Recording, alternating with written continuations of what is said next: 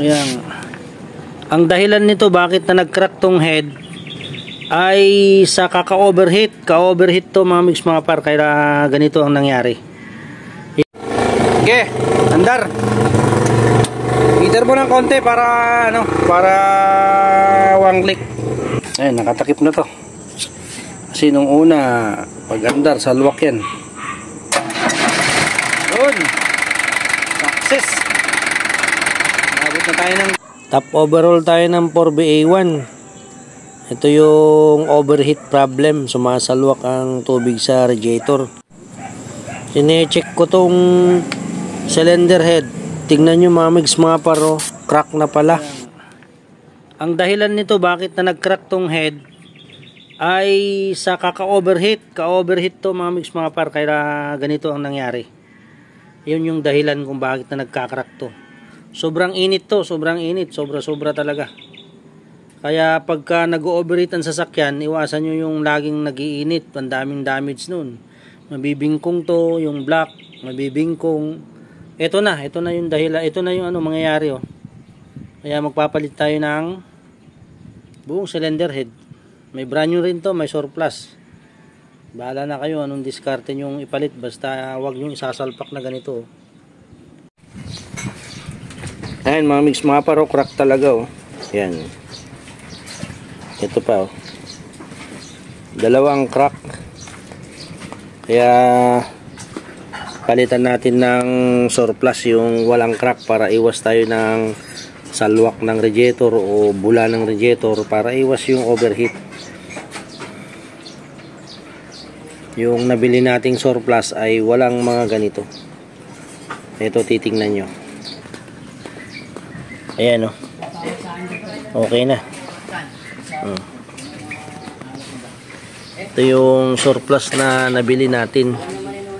Sasalpak na natin to.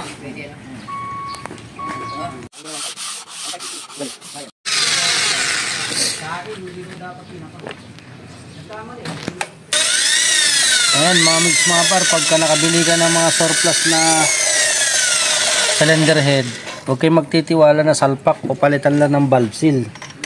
Kailangan ilapat nyo rin grinding compound nyo rin. Ayan, bago natin isalpak. Ayan o, goma lang ang paglagay ng lock. Yan. Sa kasakit na ano, bahala na kayo anong discarding gagawin nyo, basta mailock nyo yung mga barbula. Ang nilalagay ko minsan na pandikit dyan sa head gasket ay grasa lang or shellac. Bahala na kayo kung anong diskarte yung pandikit dyan sa head gasket mga par.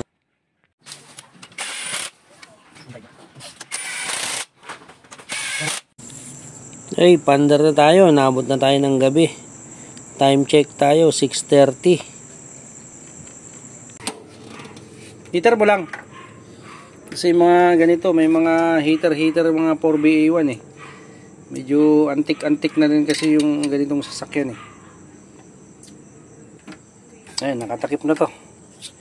Kasi nung una, pag andar, salwak yan. Yun. Success. Nabot na tayo ng gabi. Time check tayo, time check.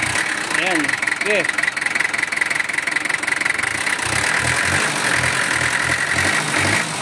Ayan. Check natin to ha. Dati sumasalwak yan, mga par. So, ayan.